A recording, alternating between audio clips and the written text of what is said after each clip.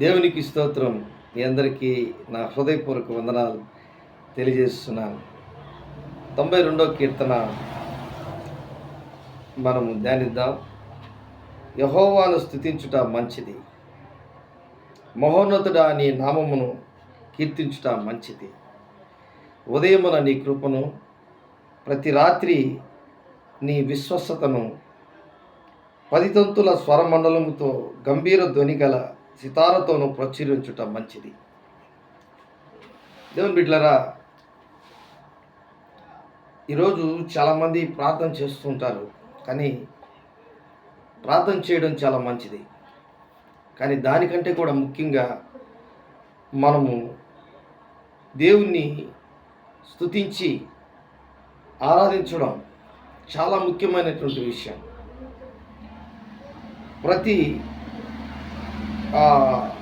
రాత్రి, ప్రతి ఉదయం మనము మన పట్ల విశ్వసనీయత చూపించుతున్నటువంటి ఆ తండ్రి అయిన దేవుని యొక్క ప్రేమను అర్థం చేసుకొని ఆయన పాదాల దగ్గరికి వెళ్ళి, ప్రభువా నాకు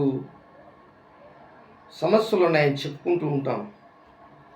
అయితే మనము స్తుతులు స్తోత్రముల మూలముగా మన నోటితో దేవుని స్తుతించి ఆరాధించి ఎప్పుడైతే మన జీవితంలో దేవునికి ఇష్టమైన రీతిలో మనం ఆరాధిస్తామో, దేవుని స్తుతించి గణపరుస్తామో, అది దేవుడు చాలా ఇష్టమైనటువంటి కార్యమని మనం గుర్తు చేసుకోవాలి. దేవునికి చాలా ఇష్టమైన కార్యమని గుర్తు చేసుకోవాలి.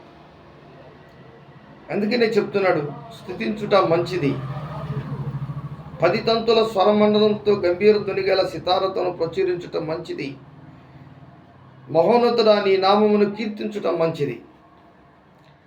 ఈ కీర్తించే వారికి, స్తుతించే వారికి దేవుణ్ణి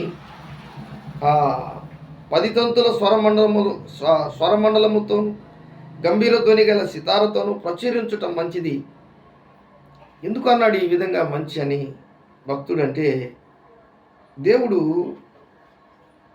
మంచివారిని చెడ్డవారిని గమనిస్తూ ఉంటాడు. మీరందరూ ఒకే దగ్గర జీవించుచున్నా అందరికీ ఒకే గాలి, నీరు, ఈ లోకంలో ఉన్నటువంటి దేవుడిచ్చే ప్రతి ఒక్క ఆయన ఆశీర్వాదాలన్నీ ఉన్నా, కానీ మంచివారిని జ్ఞాపకం చేసుకుంటూ ఉంటాడు. ఈ కీర్తనలో చూడండి, ఒక అద్భుతమైనటువంటి మాటలు మనకు కనబడతాయి.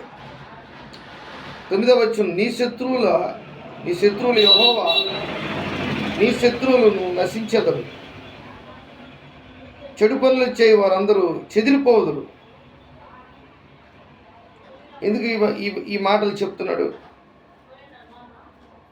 దేవుని బిడ్డలారా, దేవుని యొక్క ఉద్దేశంలో 12వ వచనం చూస్తే, నీతిమంతులు ఖర్జూర వృక్షం వలె మొవ్వవేయుదురు, లెబానోను మీద దేవదారు వృక్షం వలె వారు ఎదుగుదురు. యెహోవా మందిరములో నాటబడిన వారు మన దేవుని ఆవరణములో వర్ధిల్లుదురు. నాకు ఆశ్రయదుర్గమైన యెహోవా యథార్థవంతుడని, ఆయన యందు ఏ చెడుతనము లేదని ప్రసిద్ధి చేయుటకై వారు ముసలితనమందు ఇంకా చిగురు పెట్టుదురు, సారము కలిగి పచ్చగా నుందురు. ఎంత గొప్ప విషయం! అంటే దేవునికి అనుకూలంగా ఉన్నటువంటి వారందరూ కూడా, ఎవరు అనుకూలం అంటే మంచి కార్యం ఏదో దాన్ని నువ్వు చేయడం. ఆ మంచిది ఏంటంటే స్తుతించడం, యెహోవాను స్తుతించడం మంచిది.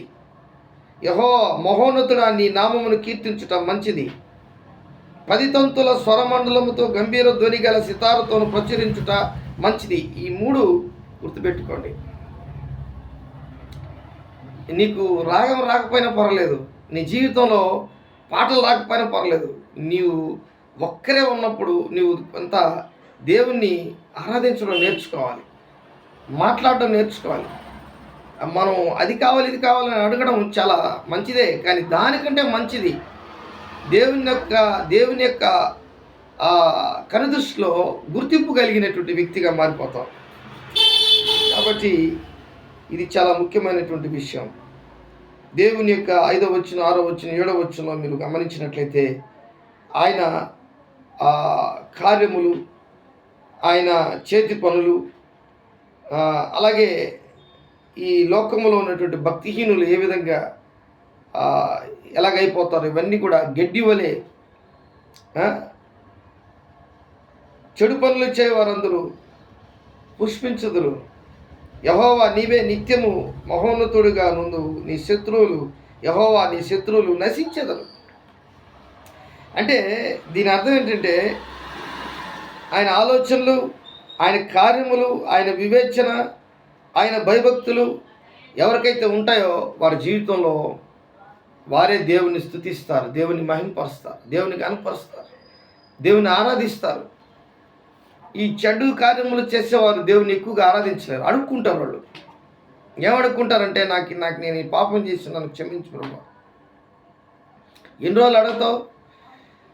ఎన్ని రోజులు మన జీవితంలో ఆ విధంగా మనం అడుగుతాం?